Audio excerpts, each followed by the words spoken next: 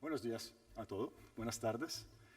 La charla la voy a hacer en inglés, disculpe, porque per un tema de tecnología y propiedad del lenguaje. Pero eso es, todos me conocen, muchos me conocen. Bedeschi es una compañía que,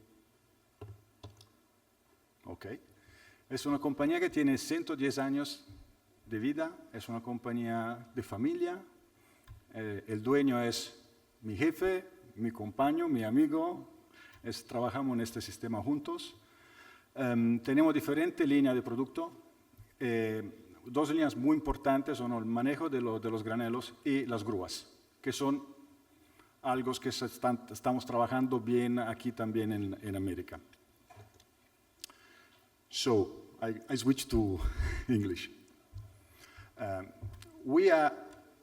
To approach the market, we started to be a bigger player and bigger and bigger and bigger. And to that, we became a turnkey supplier for full solutions. That's why we are reaching higher levels, higher order incomes. We have actually 3-4 large projects here in USA which are exceeding 60 millions on order income in Texas, in Louisiana. We just signed yesterday another one in Indiana, so it's a nice period for us here in USA. But in the same time, we are working a lot to work for Latin America. I mean, I work with Latin America. I have been here in the AAPA since the last 6 years in a row, always, and I have to thank to Rafa and all the people of the AAPA organization because they are very friendly and helpful with me. And Zulma, which I don't see now, but anyway, to Zulma and Annabella, which help me always. By the way, we have a company which is, let's say, very international. We have 3 offices in Italy, 2 offices based here in USA, branches in Latin America, in Russia, in Middle East, in Far East. We are, as Armando was mentioning before, we are worldwide. And that's helped us to have a better understanding of the trend of the market in terms of environmental. My own environmental background is environmental, so I have a good understanding of that. Speaking about eco-friendly design, which is for us sustainability, the United Nations defined in 1992 the concept of sustainability, which means a development that meets the needs of the present without compromising the ability of the future generation to meet their own needs. I was yesterday here listening at the speech of the New Orleans director of the port, and I was listening carefully what he was telling. It was related to we have to be proactive. We have to be proactive.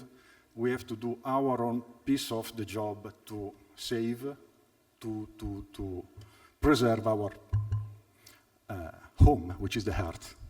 Okay, sorry. I'm quite shy today, but okay. So we have a lot of work to do on this.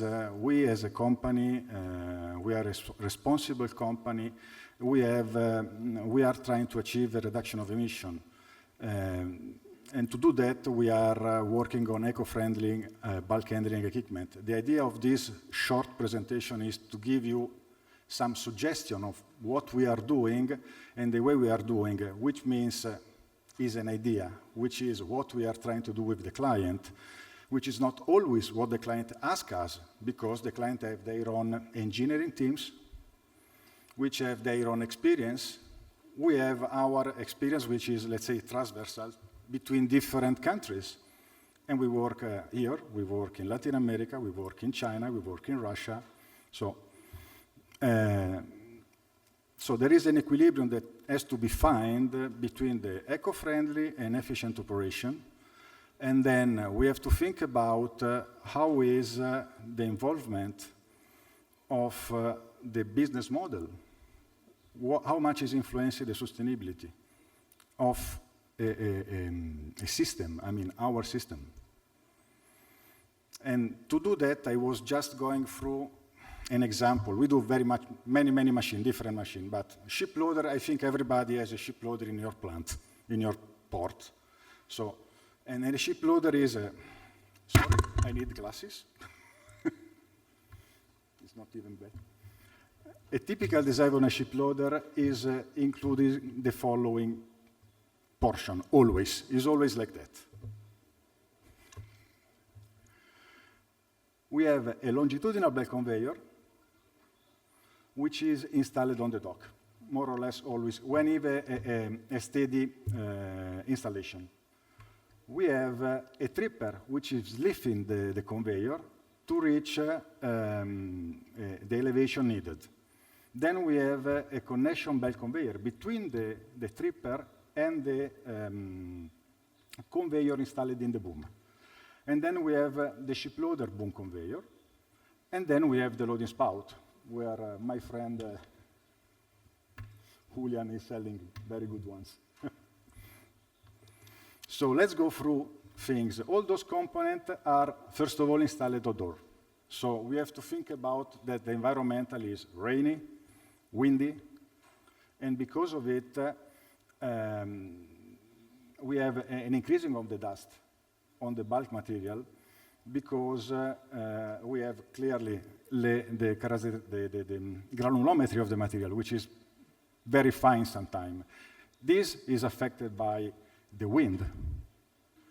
Is affected by, I don't see anything, guys, I'm going like this.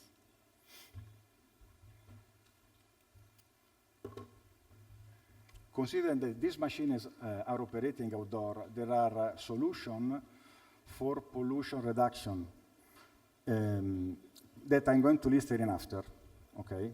So, and then also, beside of this, we have another major aspect, which is the operators. Who is operating the plant is an integrated portion of the good or bad environment we are working, because we have seen several occasions of very good skilled operators and clean port, and very bad operators, and unfortunately the port were not that clean. But this is not, I mean, this is something that we can work on training. We can add value, putting us ourselves as a trainer of those people, because this is an added value. So, as I was saying before, we have different portions. I mean, the portion A, which is the conveyor. If we have fines, we have to reduce the speed of the conveyor. More fine we have, theoretically, lower has to be the speed of the conveyors, because this will help to decrease the pollution. So then it's better to place in the dock the conveyor into an enclosed gallery, is to protect it from the rain and the wind. Then an enclosed tripper gallery is better as well, can be used. And we have several examples I can show you later that where we have applied those type of installation, even in North America. The belt transfer portion has a suction point in order to deduct each point. We are using both misting or dust collectors, depending on the type of materials. There are terminals we are working with, they have multi-purpose terminal, and there we have the two systems operating. We personally do prefer, we as a company, we prefer to have dust collectors more than misting system, because the misting is in any case creating a sort of, how to say, dust anyway, which is settling on the ground. And then you have, again, spillage in a different way, but you have spillage. Enclosed gallery conveyor is valid also in the ship loader itself, where we have the belt speed, again, has to be maintained slow. Then we have the conveyor material that contain a high level of dust. Instead of a connection belt conveyor, we can use chain conveyor, we can use enclosed belt conveyor, like in grain, for instance, we are using enclosed conveyors, which we do by ourselves, or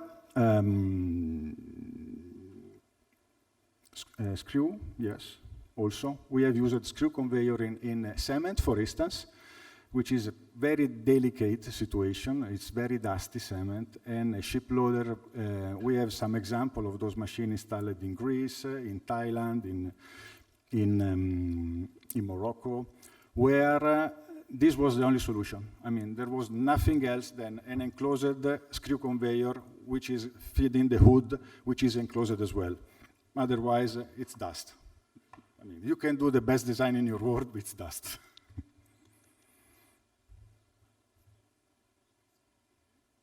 No, it's okay. Now I find a way. You see, I was telling you, Annabella is helping me every day. Thank you.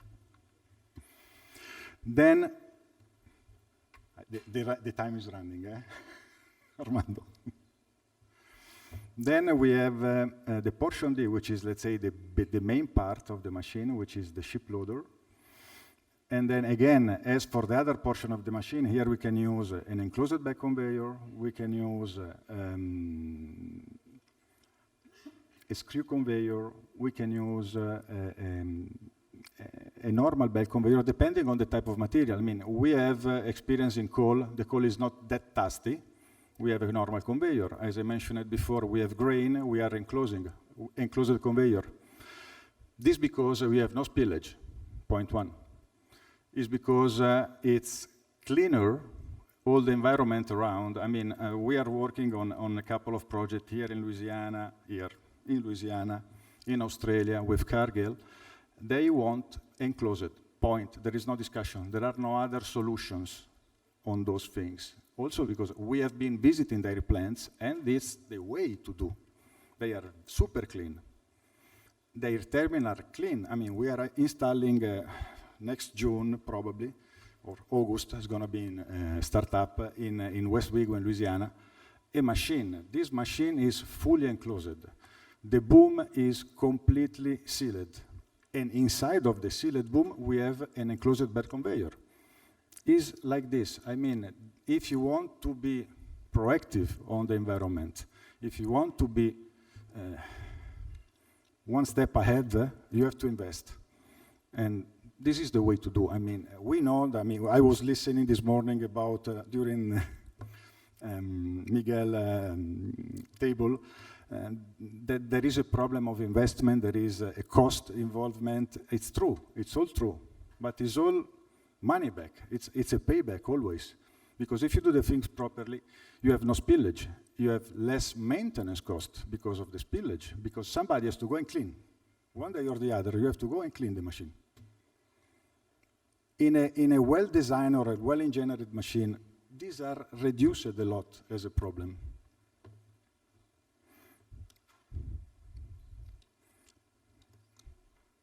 Okay, last piece is the loading chute, which is a big element on every ship loader, because there are so many ways to do a loading chute, so many material that you have to handle, and based on that, you have to choose A, B, C, D. So it's very complicated, because more and more the terminal, they want to have, as I said before, multi-material. They need to work with more than one good, because of they have to be profitable. And because of it, we have to be, let's say, flexible and provide solutions. Or, as it happens in several places, they have 2 or 3 different types of loading chute. They can have a cascade for a certain type of product. They have a normal chute on another type of product. They have what we call the banana. I will show you later, when it's cold, to load the hold of the vessels. And then,